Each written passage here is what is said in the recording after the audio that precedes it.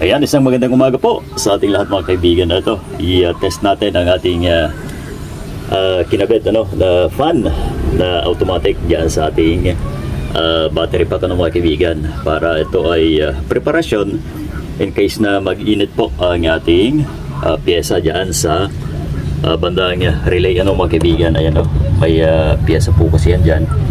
Nilagyan po natin ng heatsink mga kaibigan, pero ang design po talaga nito ay wala pong heatsink yan mga kaibigan. Ngayon medyo napalaki ang ating battery pack. Ayan, so naglagay po tayo. Kung sakali man na uminit ay magmamatic ang ating fan na nilagay. Ayan, medyo madilim kasi Ayan, ayan itagilin muna natin. Ayan. So dito mga kabalita ay naglagay din po tayo ng switch para sa kanya. Kasi ito ay dadalhin sa Bicol mga kabalita. Baka magkaroon ng problema ang fan natin, mabilis na may off mga kaibigan, na hindi madadamay ang ibang parte ng ating battery pack na ito. So yun mga kabalita, at nag-automatic na po ang ating mini fan mga kaibigan. Nung tinakpan ko po ang ating battery pack ay agad po siyang umikot. Ibig sabihin naabot ko yung init na kinakailangan ng thermostat natin. At ayan, tumigil na po. Goods mga kaibigan.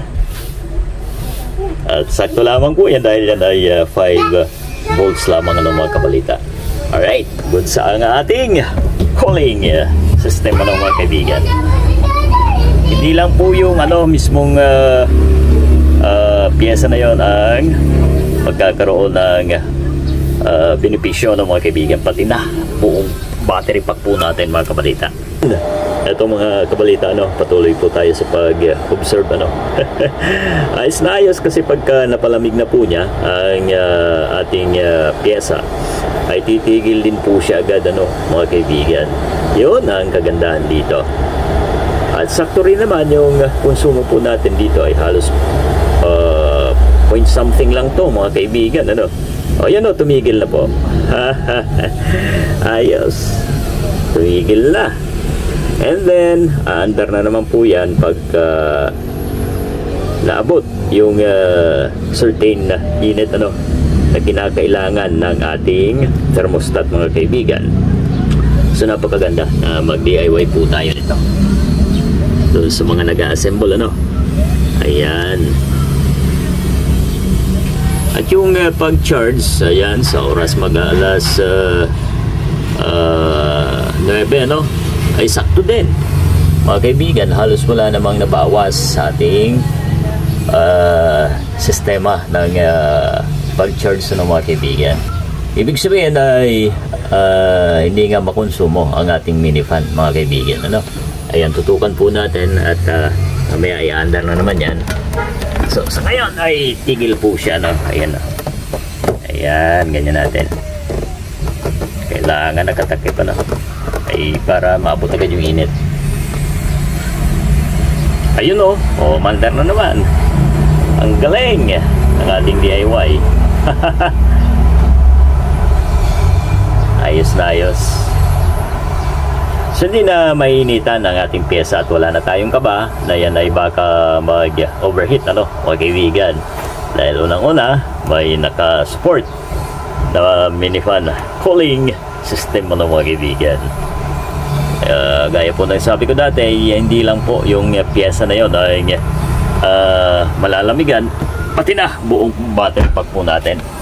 Ito may exhaust po tayo dito mga kaibigan. Ayan dito lumalabas ang hangin.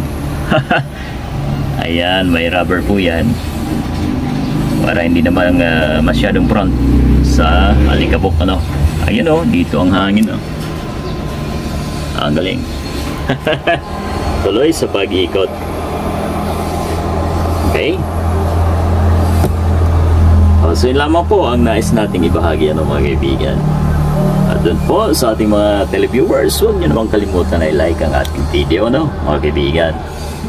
Ayan, mainit na po sa labas. At pwede na makapuno ang ating battery pack mga kabalita. Ayan, 13.6 ano, sa ating Demoda. At dito ay late yata, ano.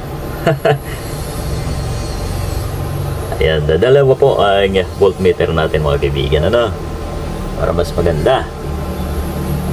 Ito po kasi ay hinabol ko na lang to na charge controller natin, ano mga kabalita, para nang sa ganon ay mas maganda naman tingnan, ano.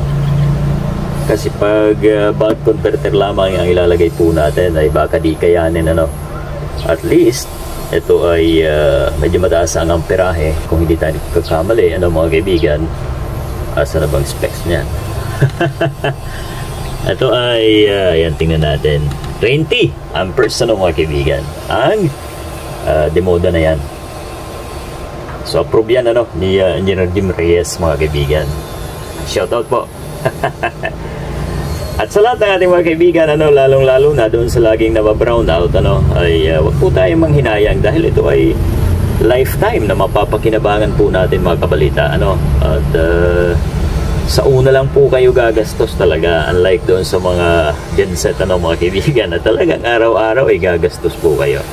Ito ay free energy, ano mga kaibigan. So once again, thank you sa inyong panonood at paki-like naman ang ating video.